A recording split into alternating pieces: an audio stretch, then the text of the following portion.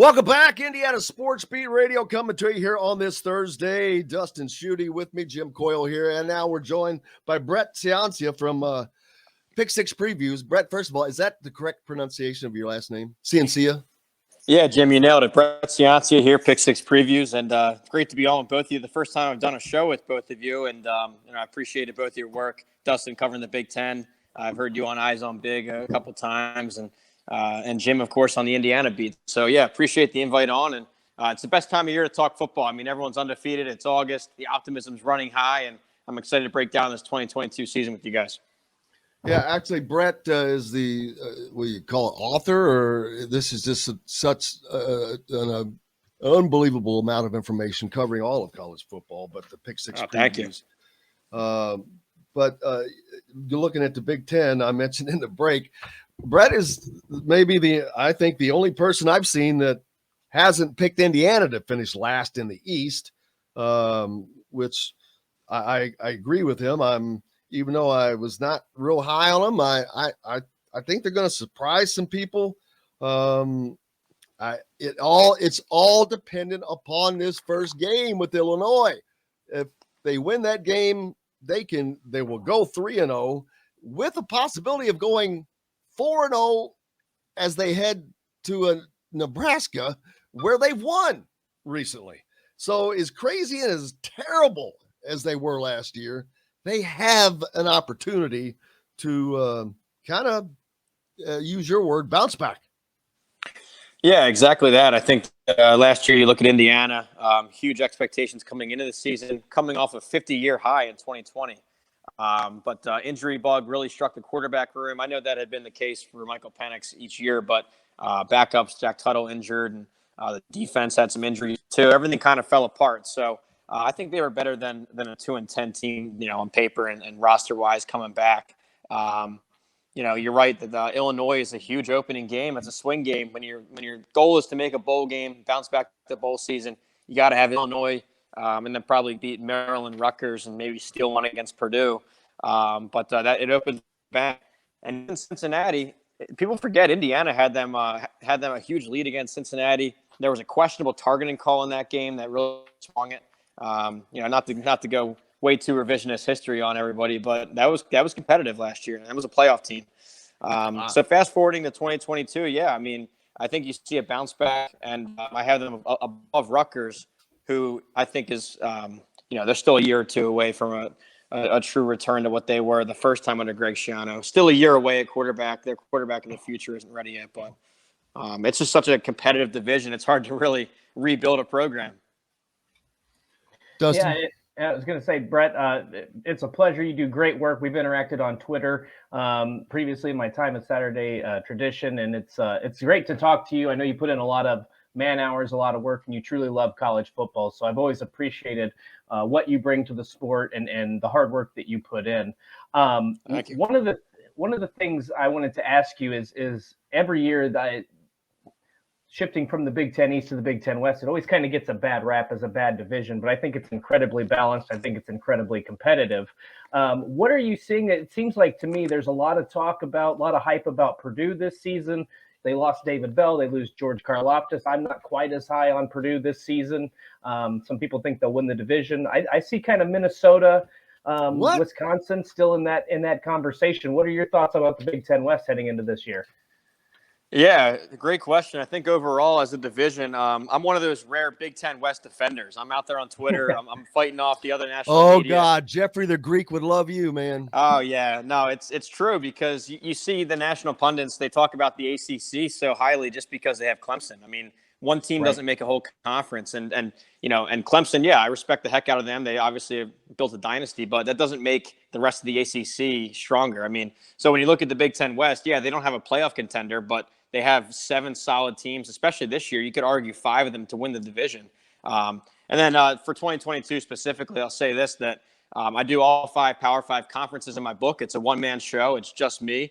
But when I go through this year, the Big Ten West was the hardest to forecast. Really 1 through 5, especially 2 through 5. After I picked a champ, I went with Wisconsin. Just very a proven track record there. Jim Leonard, one of the best defensive coordinators out there. I know they were have to replace 7 starters, but he has done that year after year. So But after Wisconsin, those next 4 teams, it was such a logjam of above average solid teams: Nebraska, Iowa, Minnesota, Purdue, each with their contrasting styles. It's also fascinating too how many different styles you have in the division. You have almost an air raid type team in Purdue, and then Minnesota. Nobody ran the ball more than the service academies than Minnesota. So both sides of the spectrum, some interesting coaching, personalities and attitudes in the division. So. No, I'm a Big Ten West defender. I'm glad you picked up on that. Well, I have been speaking too. of- I have been Speaking too. of So Purdue, we're on that. we always talk about the Purdue's always knocking somebody off. They're always coming up with that gigantic win. I noticed in your Pick Six previews that last year with those wins over number 2 Iowa and then number 3 Michigan State, they extended their all-time NCAA record of unranked wins over top 5 teams to 17 times. That's something that they've made a mark of here. They beat Ohio State a couple times in recent years, and then of course those wins right there. So, man, they come up with some big wins and then have some wonky losses. Obviously, I'm not a Purdue fan, but I know Jeff Brom personally, and he's a great guy. But yeah, they have not had that big season yet. I mean, last year was nice, the 9 wins, but Jeff Brom has paid $5.5 million. I think there's some pressure on him this year. I don't know. I know that I'm on an Indiana show, so I got to pick my words wisely. But I think last year, no. Hey, speak. Yeah, hey, I think last year was a breakthrough season for them, going 9 wins in a competitive division, beating Tennessee in the bowl. Those 2 top 5 wins over Michigan State and Iowa. And this was a team that I think was picked towards the bottom of the division last year. So a total breakout season, in my opinion. My game grader formula, the numbers of it had them all the way up at 18th nationally. So I was impressed. And then you look back, and it wasn't really that big a surprise given their track record in recruiting now. So historically, they had really struggled in that game, but Brom has stacked a couple top 25 and top 40 recruiting classes, unheard of at Purdue. So I think you saw a younger roster in 20 and a little bit of 2021 start to grow up. So, no, I'm very impressed with him. I also got to interview him as part of the research for my book, and I did ask him about his pass run balance, and his answer was great. It was just, hey, if it works, why would you stop doing it? And it's so true. Teams know they're going to throw it 40 to 50 times on them, and they can't stop it. Even Iowa, the ball hawking, fundamentally sound defense, they've had trouble with Purdue. So, no, I'm really impressed with what he's built there. I think it's going to continue to rise given how he's recruited. And, so I don't know they'll hit 9 wins again. I think that was a high water mark. But, no, I'm impressed with Purdue. Well, their losses last year were against Notre Dame, Wisconsin, Ohio State, and that was a 59-31 contest there, so a high-scoring deal. They lose to Wisconsin by that was 30-13, so a couple scores.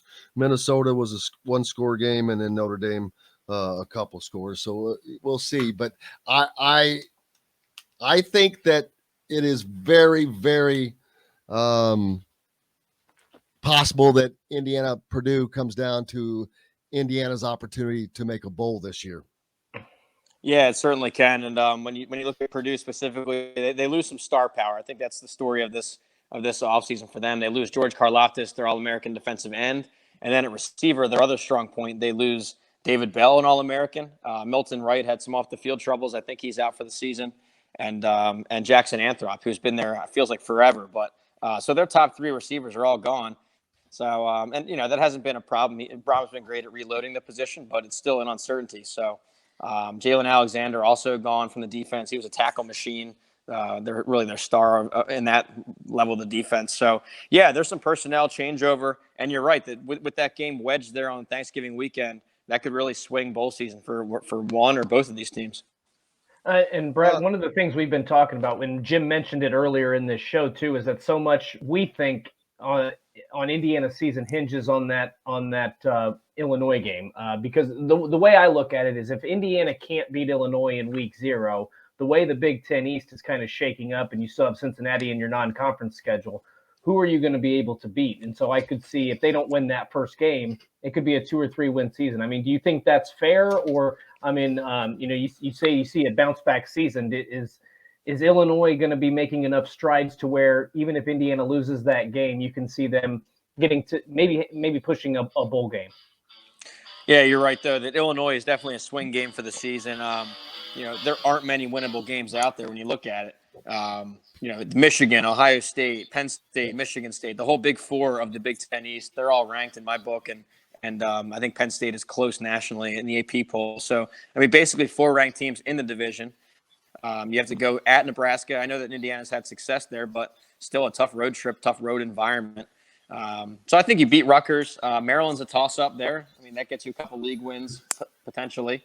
Idaho, Western Kentucky, those have to be W's, or we're talking hot seat. So then it comes down to Illinois and Purdue. And with Illinois, though, this is not the Illinois of 10 years ago where they were, I joke about, I used to just pencil them in for last place in the Big Ten West in my book, but they're improving quickly. They're a strong offensive line, kind of built in Brett Bielema's image. And they ran the ball all over Penn State last year in that crazy 9 overtime game. But before it went crazy, it was a dominant run performance. So that is not going to be an easy game, but it is a good measuring stick. So when I say bounce back, it's more so that they're going to bounce back from 2 wins. And now if that means 4 or 6, I know that's a huge difference, but I think it's going up from 2.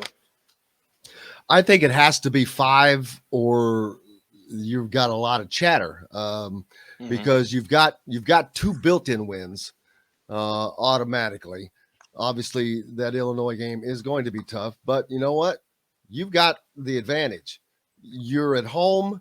They do have the advantage of having played that game, which is gigantic, but they know nothing about Indiana, the offense, the quarterback, because hell, we don't know. We don't know about Indiana's offense because it's going to be different. We don't know who the quarterback is. I've guessed that it'll be Connor Bazelak, but that's a guess because I think that they're going to have a more quick hit offense and he's more mobile as a quarterback, but there's nothing that says that's going to be the case. So, and Illinois is, like I said, Brett Bielema he knows what he's doing. He's a college coach. And I think that's going to be a big difference between what they were under Lovey. And they were making some improvements, but yeah, nothing like I think Brett Bielema is going to turn Illinois into a Big Ten program. I'm not saying they're going to win the West or whatever. The hell, the West won't even be around, but they're going to be tough games all the time. Brett Bielema is that kind of coach. He's been to the SEC as well. He coached at Wisconsin, one of the bedrock Big Ten football programs. So, yeah, it's going to be tough right from the get-go. But it's a win they just have to have, period. Yeah. It's he's doing a great job at Illinois. I mean, he really challenged them publicly, too, after that Wisconsin loss. They were shut out by Wisconsin 24-0, outgained by 400 yards, just a total domination.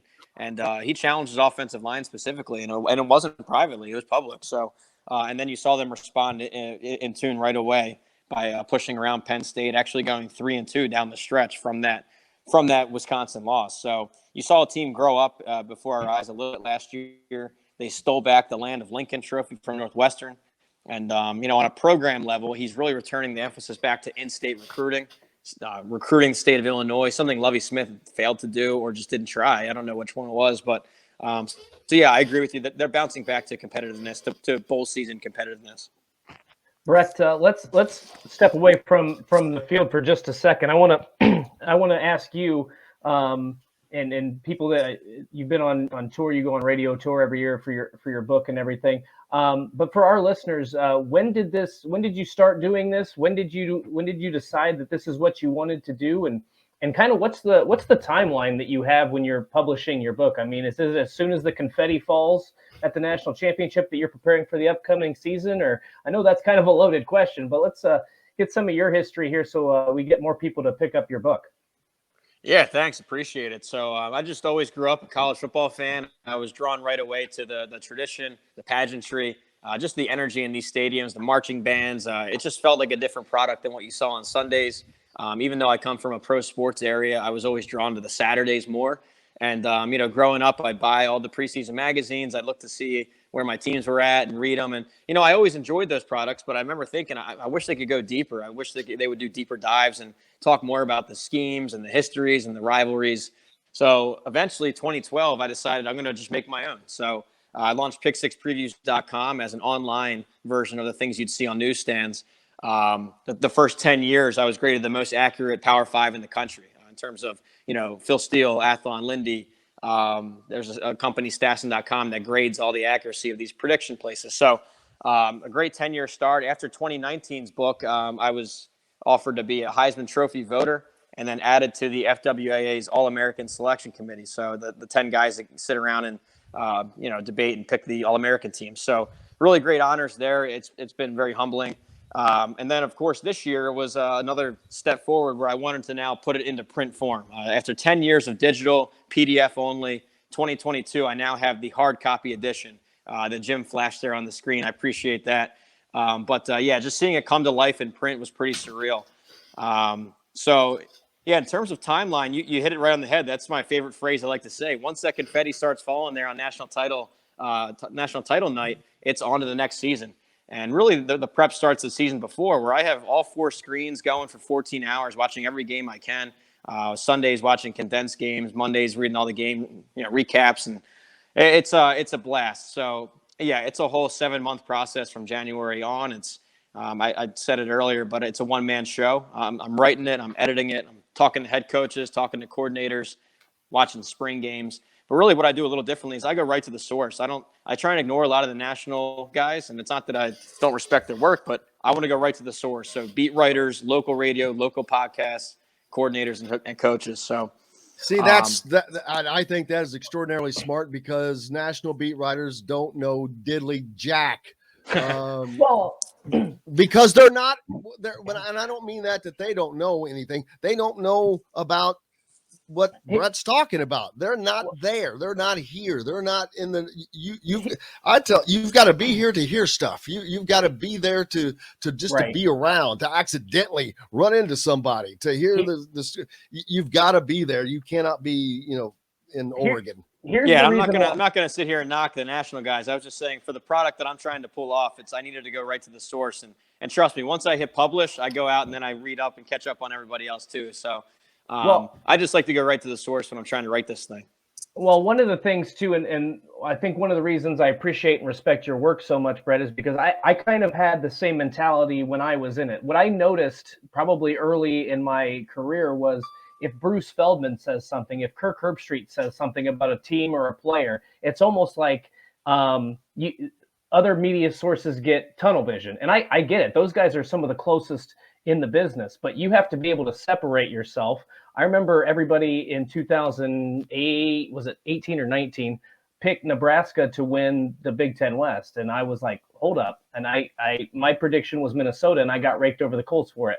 You have to have that sort of independence to be able to produce, produce quality, accurate content, numbers, whatever it is you're presenting. And so that's why I've always appreciated, because you're not one of the guys that just runs with what Kirk Herbstreit or Joel Klatt or Bruce Feldman say. Those guys are obviously very respected. They have great opinions, but you dive deep into this. You go straight to the source. You use numbers to back it up. It's very individualistic and gives a different perspective than what the national media is saying. Oh, thanks. Well, I'm glad that's shining through. That was the goal. Strike a balance between my numbers and the actual X's and O's of it and the coaching scheme. So, that was the goal. Go for a balance, go deep dive. And I'm glad to see the national reception has been strong. So, appreciate all the kind words there. Well, and we'd like to have you back on during the season, especially, on Fridays. We have a fun time on Fridays. Jeffrey the Greek joins us most of the time. Dustin is on. We will pull in somebody else. Mitchell Page, a former IU football player as well. So the Friday afternoon or the Friday, the last 2 segments, always a fun time. So we'd love to have you sometimes. Oh, thanks. Appreciate that. Yeah. I mean, I love talking picks week to week, and it's hard to believe we're almost there. It's about 2 weeks to go. So again, thanks for having me on, both of you. It's been great talking, and can't wait till kickoff. Is there a gaming element to Pick Six previews? Oh yeah, so my game grader formula, it's pretty accurate in forecasting what the Vegas spread will be in the upcoming week. But if there is a variance, those are really the ones you want to look at. And there's last year I think I was 58% on Odds Checker. My picks are public there, so the formula I think was 58%. But I'm not one of those where I just hit enter and run the formula and that's what it spits out. I put it into context too before I make the selection. So Now, is that something that people subscribe to or just go to? Yeah, as of now, I don't have a paid product or anything. I do put out a few public picks on oddschecker.com. I think it's each Friday it's released. You'll see my stuff on Twitter at Pick6Previews. I'm looking into doing a more, like I said, another deep dive, but an in-season product. But we're too close to kickoff this time around. That might be a 23 product. But, would love to do something like that going forward. Oh, I mean, you can come on here with us on Fridays and we can just throw it out there, baby. Yeah, I'll give you guys insider access. Well, we can do the Big Ten picks each Friday. That would be fun. That would be fun. And we'll all bet and see who does what. Mm-hmm. Ooh, be fun. I love creating the fun stuff, man. What's up next for you? What's up next for me? I have a couple more podcasts today. It's been a crazy few weeks. I try and get on as many radio and podcasts as I can before the season kicks off. And but I'm really just excited to get into the season flow of it because I just love the routine. You have your huge Saturday with all the games, catch up on Sunday, and then hitting radio and writing throughout the week and doing it all over again. So, it's been a hectic month here with the book shipments and the processing of all that, but it's been fun and wouldn't change anything. So, thanks for having me, guys.